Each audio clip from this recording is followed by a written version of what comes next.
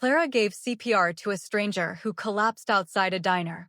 The next morning, repo men seized her car and eviction notices appeared on her door. She thought her good deed had somehow destroyed her life until she discovered the shocking truth about the man she'd saved. Hi everyone. Welcome to Tales Unveiled. Let's begin. Clara Mitchell had been counting pennies for so long she could tell you the exact change in her pocket without looking. 47 cents. Not enough for coffee, barely enough for a phone call. The nursing program at Jefferson Community College was her hope out of poverty. But 3 years in, she was buried in debt. Student loans, credit cards, and a part-time job at Leo's auto repair barely covered her rent in the roughest part of town. Tonight was supposed to be different. Clara had saved enough for a simple dinner at Bellini's. She'd passed her final exam in emergency response. One step closer to becoming a nurse. But as she sat outside in her old Corolla, staring at a $20 bill, she hesitated. $20 was groceries for a week. The difference between keeping the lights on and sitting in the dark. Clara was about to drive off when shouting erupted at the restaurant door. Someone help. He's not breathing. Her training kicked in. Clara ran from her car, leaving the $20 behind. An older man in an expensive suit lay on the sidewalk. He had silver hair, a luxury watch, and wasn't breathing. A crowd stood frozen. Clara dropped to her knees. No pulse. Lips turning blue. Call 911, she yelled and began chest compressions. She'd practiced this many times, but never like this. Real bones, real desperation. She gave rescue breaths, back to compressions. Her shoulders burned. Sweat dripped down. People watched, filmed, encouraged. Still no breath. Then faint movement. A breath. He's back, she cried as the ambulance pulled up. AS medics loaded him onto the stretcher. The man looked at Clara and mouthed, "Thank you." Clara returned to her car, her hands still shaking. The $20 lay untouched. Dinner could wait. She had no idea that saving a stranger would soon cost her everything. The next morning, a tow truck's rumble pulled her to the window. 2 men chained her Toyota. She rushed outside. Wait, that's my car. Clara Mitchell? Yes, but repossession. 3 months behind. The driver handed her paperwork. Just doing my job. 3 months? She'd made partial payments. It didn't make sense. Her car gone. Clara walked back in a daze. The bus system in her area was a joke. Leo's auto repair was 12 miles away. Then she saw it. A notice on her door. Notice to quit and surrender possession. 30 days to vacate. Clara collapsed onto the steps. In 20 minutes, she'd lost her car and her home. All her effort, nursing school, side jobs, gone. Why now? Why after saving someone? Her phone rang. Unknown number. Hello? Clara whispered, "Ms. Mitchell, this is Rachel Grant from Hawthorne Property Management. About your lease. I saw the notice. I know I'm behind, but if you could give me just a few, actually, could you meet me in the lobby in 10 minutes? I have paperwork. Is this official? Do I need a lawyer?" Rachel laughed softly. "No, Ms. Mitchell. You won't." 10 minutes later, Clara stood in the building's peeling lobby.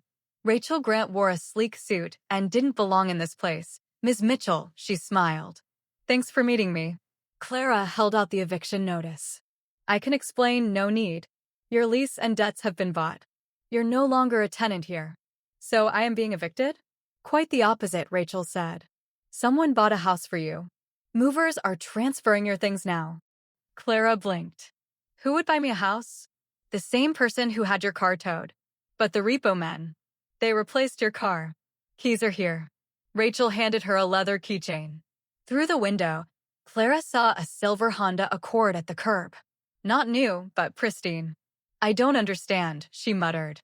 "Last night, you gave CPR to a man outside Bellini's, right?" "Yes." That man was Martin Hale. He owns Monarch National Bank and several other businesses. When he woke in the hospital, he asked for the woman who saved him. Clara was stunned. "He owns a bank?" "Multiple. And he's been searching for someone exactly like you for a project. He's cleared your debts, loans, cards, all of it.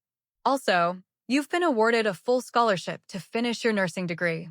Clara opened the envelope Rachel handed her. Inside was an official letter and what looked like a house deed. Why would he do this? She asked. Rachel's eyes softened. Because, Miss Mitchell, you didn't walk away. You stepped in when others froze. That means something. She read the words, debt forgiveness, full scholarship, property transfer, and felt her world spin.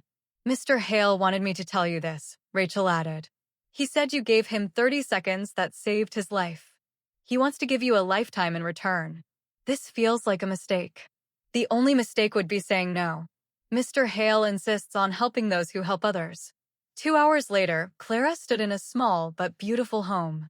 Her few belongings were carefully arranged by professionals. On the kitchen counter was a handwritten note. Clara, you gave me 30 more seconds of life. I hope this gives you the new start you deserve. The scholarship is waiting when you're ready. Thank you for being someone who stops to help. Martin Hale. Clara's phone buzzed. Caller ID, Hale, Martin, hello. Ms. Mitchell, I hope the house is to your liking. Clara looked around at her own walls, real windows, a yard where she could plant the garden she'd always dreamed of. Mr. Hale, this is too much. I just did what anyone would do. No, Clara. You did what most wouldn't. I'm starting a medical scholarship foundation for people like you. I'd like you to be the first recipient and eventually help run it. Run it? You'll be a nurse soon. But you could be so much more. What would you say to being the director of a foundation that trains the next generation of healthcare heroes? Clara sat at her new table, overwhelmed. I don't know what to say. Say you'll think about it. With one condition. What is it? That you never doubt your own worth again. You're someone who saves lives. 6 months later, Clara walked across the graduation stage, summa cum laude. In the audience, Martin Hale applauded louder than anyone. Afterward, they met in the university's medical library. Clara reviewed applications for the foundation's next scholarships. How many this year? Martin asked. 237. All in healthcare, all struggling. Like I was. Like you still are, in the best ways. Her phone buzzed. Cardiac arrest in ER. CPR made the difference. Patient stabilized. Thank you. She showed it to Martin. 30 seconds, Martin said. What? That's all it took to change our lives. 30 seconds of you doing what's right. Clara looked at the stack of applications, stories of CNAs working 3 jobs, paramedics sleeping in their cars, students choosing between textbooks and food. You know what I've learned? What? People want to help. They just need someone to believe in them first. Martin nodded. That's why I knew you were right for this. That night, Clara drove her Accord home. Her home, a place she owned, filled with furniture she'd chosen, not found. But the real transformation wasn't in her things. It was in who she had become. Clara Mitchell, RN, director of the Hale Foundation for Healthcare Heroes. And it all began with 30 seconds of courage.